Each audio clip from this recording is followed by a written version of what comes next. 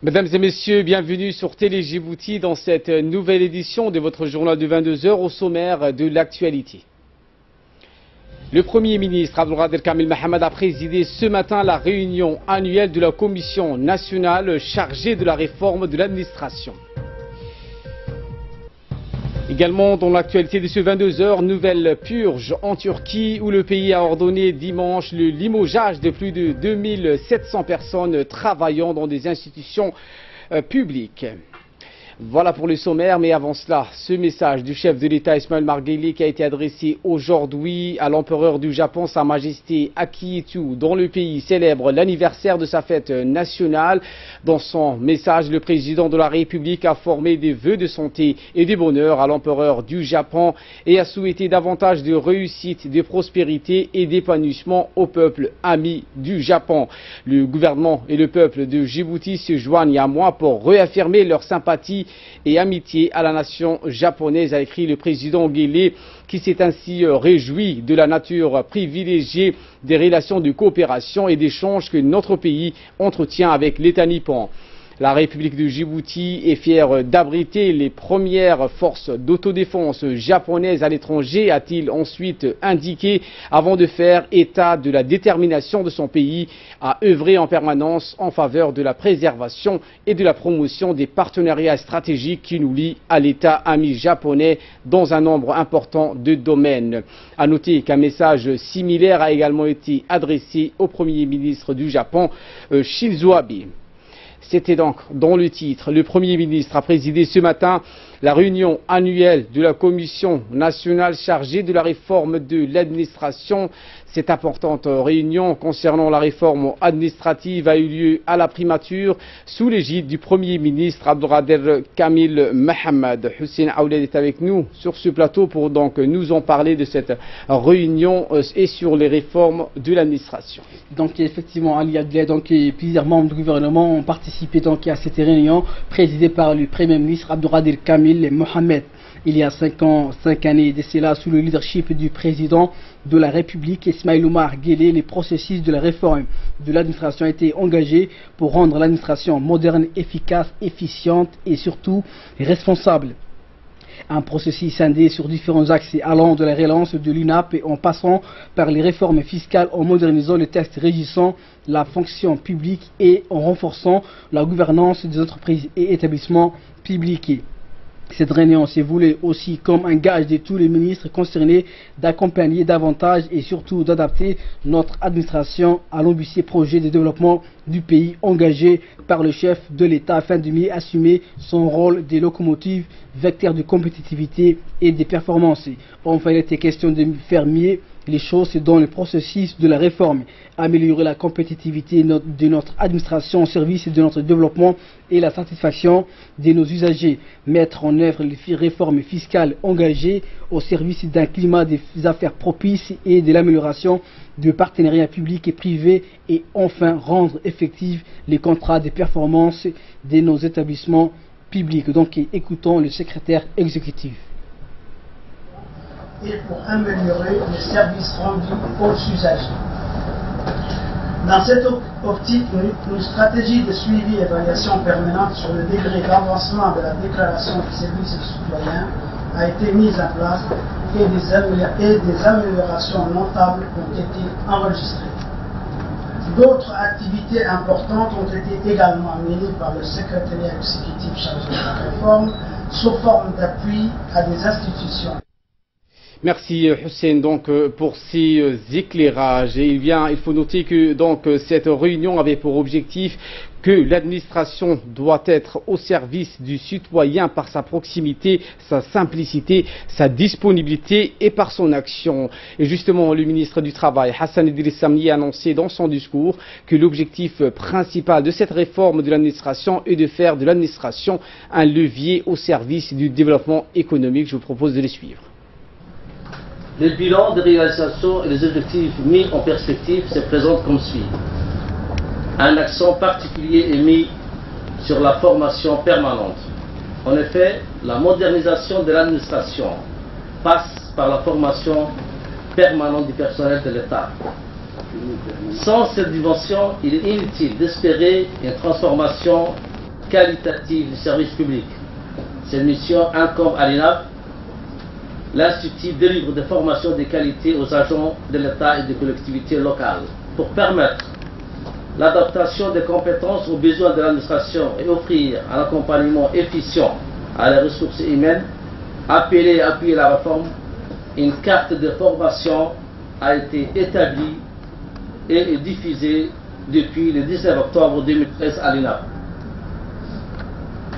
Au 15-12-2017, l'Institut a formé 1640 cadres et agents aux différents métiers d'administration sur des thématiques managériales, mais aussi des formations dispensées à un public différent, au niveau recrues, aux positions de stage, ainsi qu'aux responsables qui suivent des cours de perfectionnement pour progresser dans leur carrière. L'autre thème important abordé dans la réforme est la rénovation du service public. La qualité du service public est l'aboutissement de la réforme de l'administration. Pour ce faire, la déclaration des services aux citoyens est mise à l'heure.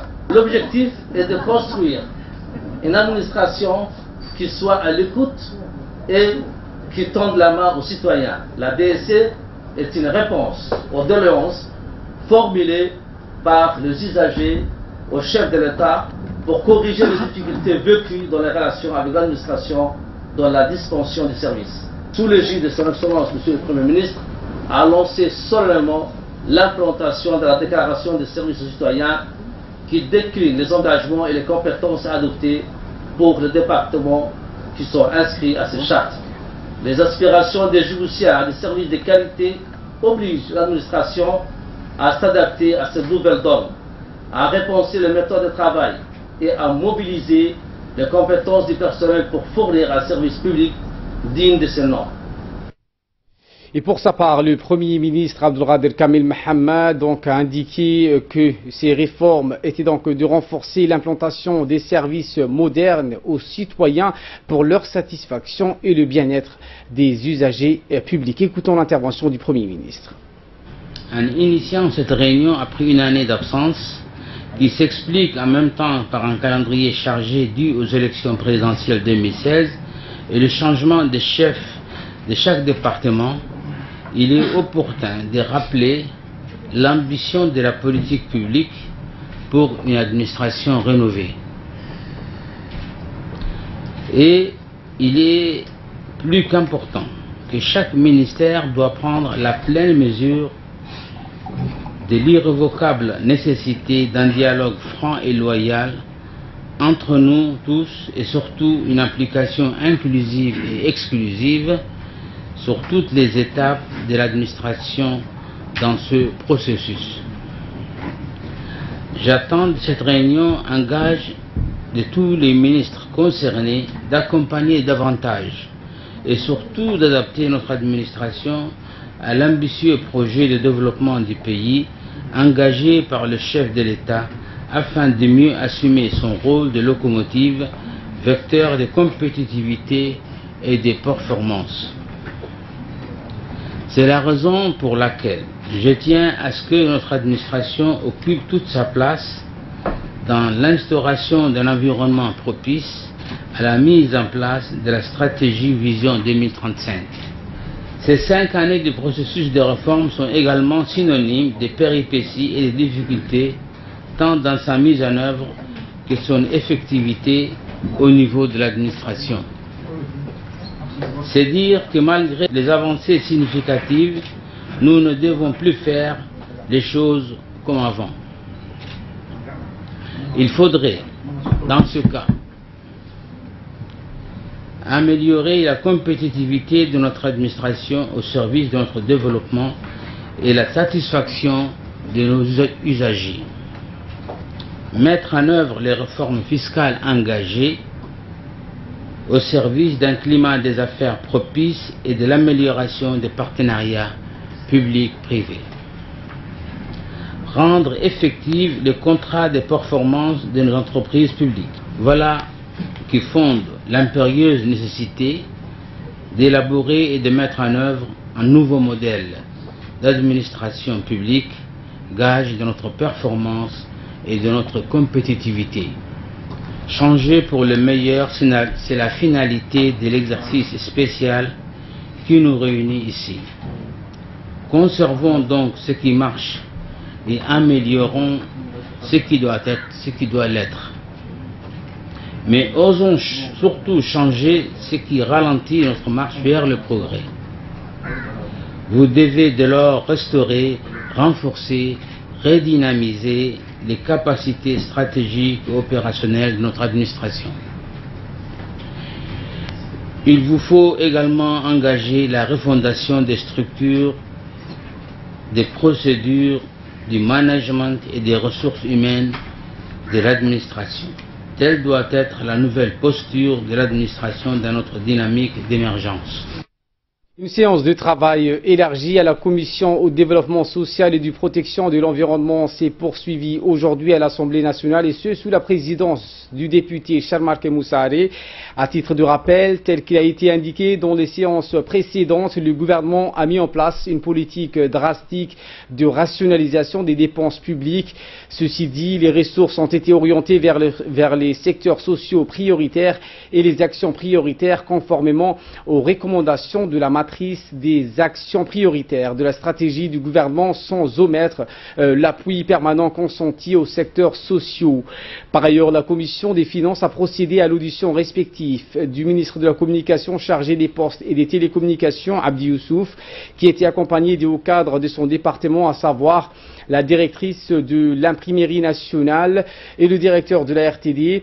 De prime abord, les commissaires ont soulevé donc les difficultés relatives à la défaillance de la couverture de la radio, de la téléphonie et du réseau sur certaines parties du territoire. Quant au compte financier de la RTD, il est récemment passé en Conseil des ministres et c'est un écueil qui sera corrigé très prochainement, a assuré Abdi Youssouf Sougui. Enfin, à l'approche des élections législatives, la Commission nationale de la communication qui a été mise en place en 2016 assurera la couverture médiatique de cet événement. Quant au ministre de l'Énergie, d'entrée en matière, il a fait un bref résumé sur les objectifs à court et moyen terme des ambitions du gouvernement dans l'exploitation de la géothermie, des ressources naturelles et des centrales ruraux. Une cérémonie donc de lancement officiel de la campagne de distribution de masse des moustiquaires imprégnés d'insecticides à longue durée d'action s'est tenue ce matin au Palais du Peuple. Et c'est donc sous la houlette du ministre de la Santé, le docteur Jama El-Moukiye, de la secrétaire d'État aux Affaires sociales, Mouna Ousmane, qui a également donc assisté à cette cérémonie de lancement qui a mobilisé donc l'ensemble des comités de santé d'hygiène représentatifs des différents quartiers de la capitale. Ainsi, près de 784 membres des différents comités de santé et d'hygiène dans les quartiers de Djibouti-Ville ont d'ores et déjà été donc formés pour mener à bien cette mission de distribution aux côtés des agents du ministère de la Santé. Après la lecture du Saint-Coran, la maire de la ville, Mme Fatma Ousmane, a d'emblée félicité le ministère de la Santé qui mène un combat sans relâche contre la prolifération des moustiques en République du Djibouti. La secrétaire d'État aux Affaires sociales, Mouna Ousmane Aden, a quant à elle mis l'accent sur l'importance de la distribution des moustiquaires imprégnés dans la lutte contre le paludisme. Dans son allocution, le ministre de la Santé, Dr Jama Elmi, a remercié tous les comités de santé et d'hygiène des quartiers pour leur formidable mobilisation et leur dévouement pour la cause sanitaire tout au long de cette année. Le ministre s'est dit totalement satisfait du travail quotidien de sensibilisation et de plaidoyer que mènent ces volontaires dans leur quartier en soutien aux activités du ministère de la Santé. Par ailleurs, le ministre a donc également affirmé que cette forte mobilisation de la société civile annonce en elle-même le plein succès de cette nouvelle campagne de distribution de masse de plus de 700 000 moustiquaires imprégnés à l'intention de l'ensemble des ménages djiboutiennes. Le ministre de la Santé et sa délégation donc ont visité, vous l'avez vu sur les images, de parc mobile de la brigade de pulvérisation spatiale qui regroupe 11 véhicules transportant donc des canons pulvérisateurs. En effet, cette campagne de pulvérisation spatiale va également être lancée simultanément à la distribution des moustiquaires pour renforcer la lutte multiforme engagée par le ministère de la Santé contre le paludisme. Pour sa part, la secrétaire d'État aux affaires sociales, Mme Mouna Ousmane Adan, a rappelé l'importance que revêt la distribution en masse des moustiquaires imprégnés dans la stratégie de lutte contre le paludisme. La secrétaire d'État a indiqué que ce travail se poursuivra au quotidien. Quant à la sensibilisation, il faudrait donc avoir un plaidoyer que les volontaires des différents quartiers doivent mener, et ce en collaboration avec le ministère de la Santé. Et enfin, le ministre de la Santé, Dr Jamal El-Mini, s'est dit totalement satisfait du travail quotidien sur la sensibilisation et ainsi les plaidoyers que mènent les volontaires dans leur quartier en soutien aux activités du ministère de la Santé. Madame la secrétaire d'État aux affaires sociales, Mesdames et Messieurs le haut cadre du ministère de la Santé, Mesdames et Messieurs les responsables communautaires ou des différents quartiers, nos maires ici présentes, c'est un plaisir immense d'être parmi vous aujourd'hui pour le lancement officiel de la campagne de distribution de moustiquaires imprégnés d'insecticides dans tout le territoire djiboutien. Le paludisme demeure un problème de santé publique en République de Djibouti et nous attachons un accent particulier sur les activités préventives qui peuvent inverser la tendance actuellement affichée. La distribution des moustiquaires imprégnés d'insecticides à longue durée d'action, ou nommé MILDA, chez les groupes les plus vulnérables, les femmes enceintes, les enfants de moins de 5 ans et réfugiés, en fait partie aux côtés des autres actions usuelles telles que la destruction des dites larvaires, la prise en charge adéquate des cas, etc.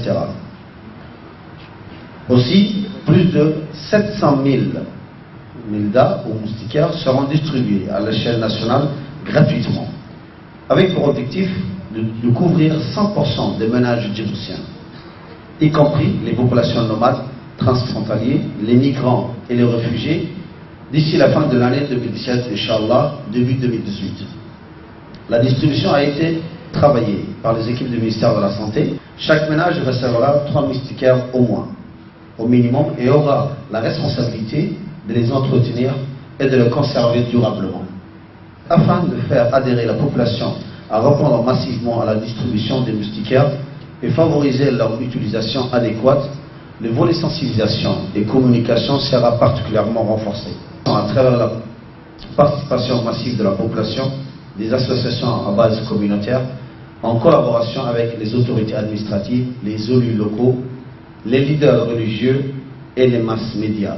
Je voudrais par ailleurs vous informer que nous lançons également aujourd'hui une campagne de pulvérisation spatiale qui sillonnera la ville de Djibouti et les régions, Inch'Allah.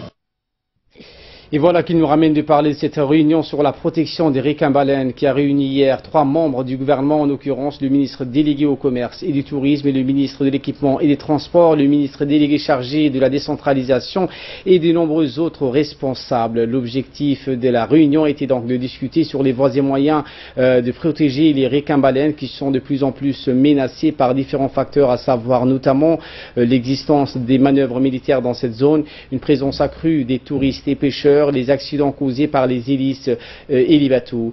En effet, leur présence est en nette diminution au cours de ces dernières années.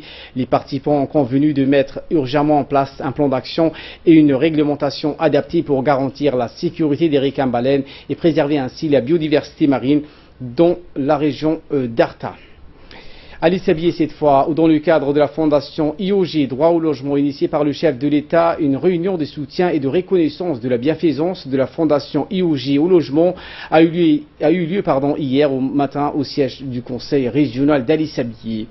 L'événement a vu la présence du président du conseil régional, Omar Ahmad, et de l'ensemble des responsables des services déconcentrés de la région. Les ulémas, les chefs coutumiers et les femmes actives de la société ont été donc présents à cette cérémonie. L'initiative de cette rencontre était donc de sensibiliser donc la société civile de la région d'Ali Sabieh en étroite collaboration avec le conseil régional sur le donc bienfait de la fondation IOG. Rappelons que la fondation IOG pour un droit au logement est une décision personnelle du chef de l'État pour aider les personnes défavorisées à acquérir un logement décent. La rencontre citoyenne qui a donc une cause noble, aussi noble que le soutien indéfectible apporté à la fondation IOG pour les logements, s'est terminée par la signature d'un registre des participants témoignant de leur engagement personnel. Les Assadjouk présents à cette réunion ont tous promis de répondre à l'appel du spot télévisé du chef de l'État en y contribuant selon les moyens financiers de chaque Assadjouk. Et de là, nous passons à l'actualité internationale avec Fardous Hussein sur le plateau. Bonsoir, Fardous. Et nous commençons avec le Nigeria qui demeure donc fragile avec une situation donc économique selon le Fonds monétaire international. Cette annonce donc a été faite en début du week-end par le Fonds monétaire qui a publié un communiqué. Oui, effectivement, donc Ahmed, une récession donc dans le pays. L'annonce a été faite hier par le Fonds monétaire international qui a publié un communiqué à la suite de la visite d'une mission d'experts dans le pays entre le 6 et le 20 décembre 2017. L'institution financière précise que la faiblesse de la croissance économique que connaît encore Abuja continue à entretenir les inégalités et le risque de crise sociale. Pour éviter ceci, le Fonds recommande des réformes structurelles macroéconomiques d'importance, notamment en termes de libéralisation du marché monétaire, alors même que les facteurs de vulnérabilité sont mentionnés. Le FMI a également donc mis les efforts du gouvernement destinés donc à relancer la croissance économique, à lutter contre la corruption, à sortir de la dépendance aux revenus pétroliers et à renforcer les capacités de l'administration fiscale. Selon ces experts, et dans le contexte économique et institutionnel actuel, l'économie du Nigeria continuera à reprendre des couleurs en 2018 pour une croissance estimée à 2,1%. Ce sera donc un truc très attendu. Je vous le disais en titre, nouvelle purge en Turquie où le pays donc a ordonné hier le limogeage de plus de 2700 personnes travaillant dans des domaines publics en raison des prétendus liens avec des organisations terroristes. Une nouvelle vague de purge depuis le coup d'État avorté en 2016. Tout à fait, donc Ali, au total, plus de 2700 personnes ont été renvoyées de leur poste au sein de différentes institutions publiques, notamment au sein des ministères de l'Intérieur, des Affaires étrangères, de la Défense, selon un décret publié au journal officiel. Après les tentatives de putsch du 15 juillet 2016, le gouvernement avait instauré l'état d'urgence, reconduit donc à 5 reprises, et la dernière fois en octobre 2017. Parmi les personnes renvoyés hier figurent notamment 637 militaires et 105 universitaires. Le décret stipule que ceux qui ont donc été visés soient membres, soit liés à des organisations terroristes, soit à des structures agissant contre la sécurité nationale. Un second décret donc publié hier également prévoit que les suspects accusés d'avoir agi contre l'ordre constitutionnel devront comparaître devant les tribunaux en uniforme unicolore marron ou gris. Cela s'appliquerait également aux personnes accusées d'avoir tenté de renverser le gouvernement. Ce décret entrera en vigueur dans un mois et ne concernera que les hommes. Par ailleurs, le second décret à Ali donc prévoit que l'agence turque chargée des industries de défense sera désormais placée sous le contrôle de la présidence et non du ministère de la Défense. Ankara accuse également Fethullah Gülen et ses partisans d'avoir infiltré des institutions étatiques. Plus de 55 000 personnes ont été arrêtées et plus de 140 000 limogées ou suspendues depuis juillet 2016. Et pour sa part, donc, le Premier ministre Ben Ali Yildirim a annoncé hier que la Turquie allait recruter plus de 110 000 personnes pour le secteur public, notamment 20 000 professeurs, 36 000 spécialistes dans la santé, 15 000 personnes pour le ministère de la Justice. Des milliers de juges et de procureurs ont perdu leur emploi au cours de ces purges. Merci Fardous pour ces explications. Merci donc à vous de l'avoir suivi et très bonne suite des programmes sur Télé Djibouti.